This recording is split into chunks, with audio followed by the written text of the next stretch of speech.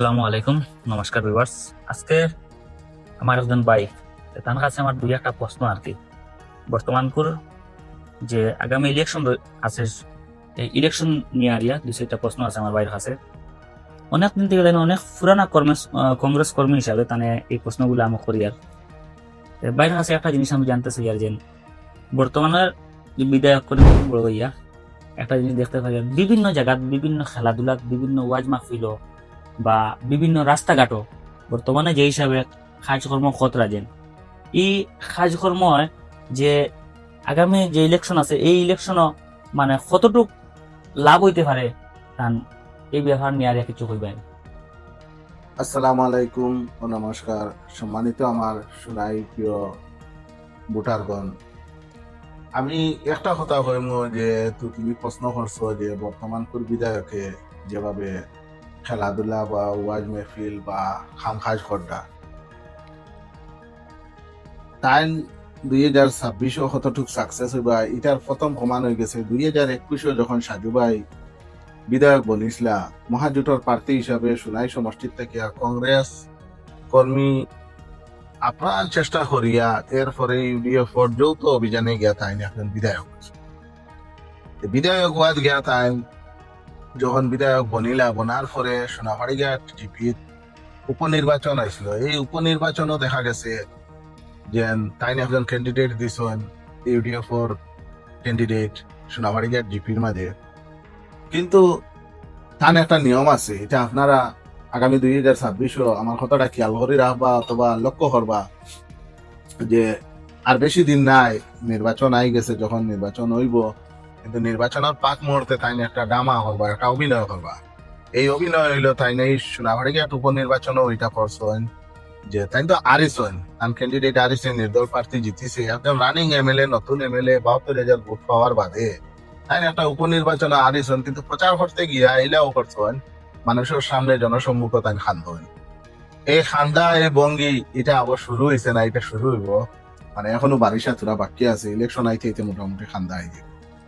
সর্বপ্রথমে মা তৈল দেখো 2021 থেকে 2022, 2022 থেকে 2023, 2023 থেকে 2024 আর 2024 থেকে 2025 পর্যন্ত অলরেডি যতটা ওয়াজ হয়েছে বা যতটা খেলাধুলা হয়েছে বা মনে করো যতটা তোমার খামখাজ হয়েছে, আপনারা কিছু গুরুত্ব হিসাবে চিন্তাধারা করবা, ফিসে দিকে দেখবা, চিন্তা করিয়া যে 2026 আওয়ার আগ পর্যন্ত 2021 থেকে তাই বনার বাদে থাকিয়া কতটুক খামখাজ হয়েছিল, বা আপনারা যারা খেলাধুলা তুলিসলা বা খেলাধুলা চালাইছেন বা ওয়াজ নসিহত যারা মনে করো কমিটি বা যে কোনো বড় বড় সংগঠনে করাইছেন, আপনারা কতটুক গুরুত্ব দিসলা। কারণ তাই জানেন যে নগদ ললিপপ দিয়া মানুষের মন বুলানি কিলা লাগে।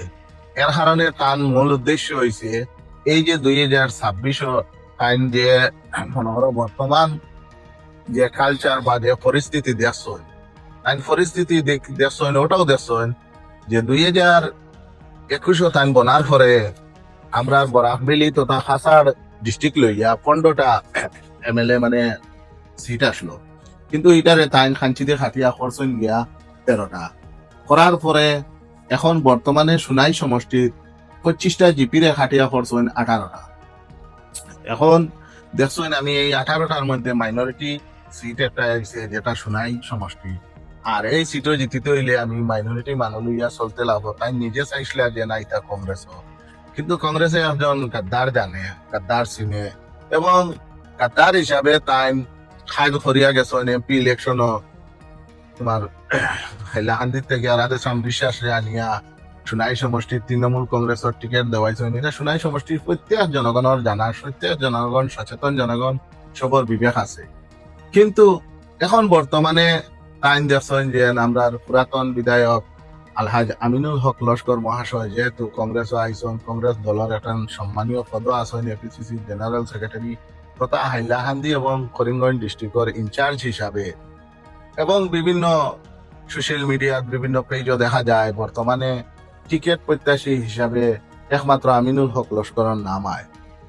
তাই মাঠও জাফিয়া নামার মূল কারণ হইল যে 2026 মানুষের যদি কাজ করি না তে উপায় নাই। 2024 খেলাধুলা হয়েছে এরকম ডোনেশন দেওয়া হয়েছে না, ওয়াইনেসিয়ত হয়েছে এরকম ডোনেশন দেওয়া হয়েছে না, 2024 এরকম গড় গড় কোনো কাম হয়েছে না, 2025 হয়েছে না, 23 হয়েছে না, কিন্তু 26 এই পাক মুহূর্তে কাম ধরার মূল উদ্দেশ্য হইল যে আমি মানুষের মাঝে একটা বেমার হারাই, মানুষের ব্রেন ওয়াশ করি, যার কারণে গিয়া মানুষের ওটা হয়ে যে না করিমুদ্দিন সাহেব তো কাম করাইতে একজন কর্মবীর, কিন্তু কর্মবীর এরকম হয় না। কর্মবীর হইতে হইলে কমসে কম তুমি গীতার বাদে যেভাবে তুমি সময় পাইছো, এই সময়টা তুমি কিতা করছো, হরি লুট করছো।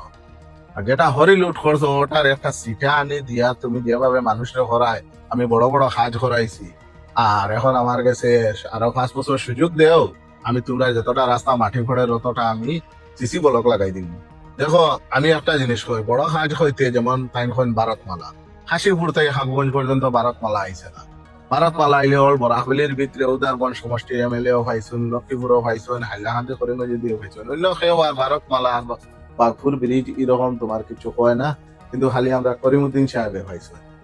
দেখা যায় সমস্ত জিনিস এটা বুয়ার তত্ত্ব। এরপরে কিছু জায়গা আছে আমরা নয়া ডিলিমিশন হওয়ার কারণে, যেমন বেরেঙ্গা বাগাডর বা শান্তি শিবপুর এরকম এরিয়া, তো তোমার দুর্নিফার বা কাপ্তানপুর, এই সমস্ত এরিয়া আগে অন্য এমএলএ আসলা, এরা কিন্তু কাজ করাইছে নি না নি, কিন্তু ইটা তাই বর্তমানে গিয়া কিছু রাস্তা মাটিও আর পাথর দিতরা দিয়া আবার কইটা যে জীবনে যেটা কাজ হয়েছে না ওটা কাজ আমি করাই আর আমার মোবাইল লক্ষ্য রাখি। কিন্তু টান পিরিয়ড যতটা কেলেঙ্কারি হয়েছে, যতটা মানে পয়সা আত্মসাৎ হয়েছে, এরকম কোনো পিরিয়ড হয়েছে না। কারণ তাই একটা জিনিস জানেন যে মজলিস গিয়া মানুষরে কিভাবে মানে বেমার একটা দেওয়া যায় যে আমি কাজ জানি, আমি মানে আগামী দিনও সুযোগ দিলে আরো কাজ করবো, কিন্তু এটা অরিজিনাল এরকম না, এটা যত কিছু গড়বড় আছে আপনারা বুঝতে পারবা। কারণ আজকু কংগ্রেস যত মানে কংগ্রেস বুটার, কংগ্রেস কর্মী, কংগ্রেস বুটার সব তান লগে নাই, অলরেডি নাই থাকার কারণে যারা বিজেপি করছেন বিগত দিন বা যারা তান এন্ট্রি করছেন, কিছু মানুষ 2023 গিয়া ইফতার পার্টির তান লগে জয়েন লইছেন, কিছু মানুষ গিয়া বর্তমানে জিপির যে ভোট চিহ্ন ভোট পাওয়ার কারণে গিয়া ও দলের হিসাবে গিয়া তানে বিজেপি এজিপি এলায়েন্স ওরকম গিয়া তার লগে সমর্থন আসেন। কিন্তু যারা আসেন এরাও দেখবা আপনারা 2026 ইলেকশন যখন ডিক্লিয়ার হইব, প্রায় মানে 80% মানুষ হরি যাইবা, হেনে হরিবা উঠিয়া কইবা না মানুষটা আমরা ঘুরাইয়া ছবি দেখাইয়া ফটো তুলিয়া আর তার নাম করছে আর আমরা রেলকু বিয়ালে বাটো মারি দিছে।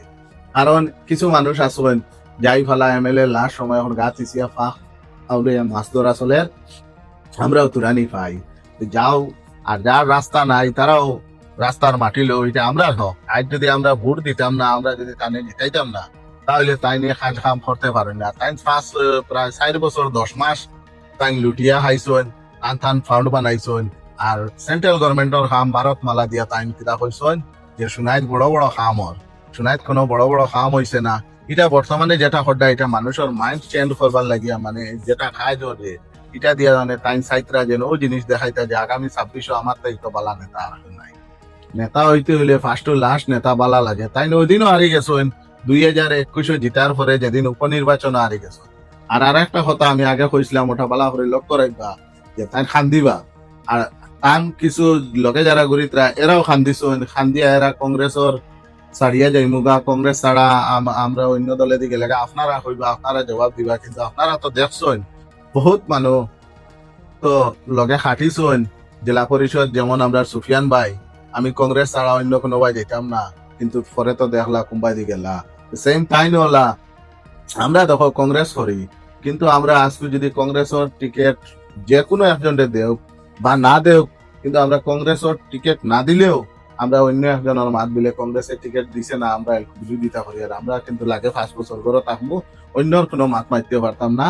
আর বর্তমানকুর বিধায়কে যে খাল বদলাইছেন, যে মনে করো আমরা কোমর দোহাই দিছেন, বড় বড় আলিম উলামা লইয়া বড় বড় মিটিং করছেন, করিয়া কইছেন যে মুসলমানের মানে ইজ্জতের উপরে জয় আছে, মুসলমান মা বোনের উপরে আমরা বর্তমানকুর আসামের মুখ্যমন্ত্রী যে আঘাত করছেন, এই করছেন সেই করছেন, ও এটা আল্লাহর দোয়াই দিয়া তাই জিতিছেন। কিন্তু আল্লাহর দোয়াইয়ের উপরে জিতার বাদে যখন আবার তাই নিজে উল্টা হইতরা এটার জবাব অটোমেটিক জনগণে দিবা। জনগণের যেটা কাম লাগে, যেটা দরকার লাগে, তা নন বর্তমানে খুব কম সময়ের ভিতরে যত পারেন যাও ইয়া আপনারা যেটা হাসিল করবা আপনারা হাসিল করেন। কিন্তু মূল মাছ হয়েছে তাই এখন পুরা ডর আমরা কংগ্রেস পার্টি তান লগে নাই, আমরা কংগ্রেস সমর্থক তান লগে একজনও নাই, তার লগে নতুন কয়েকজন যারা ফুন্না বিজেপি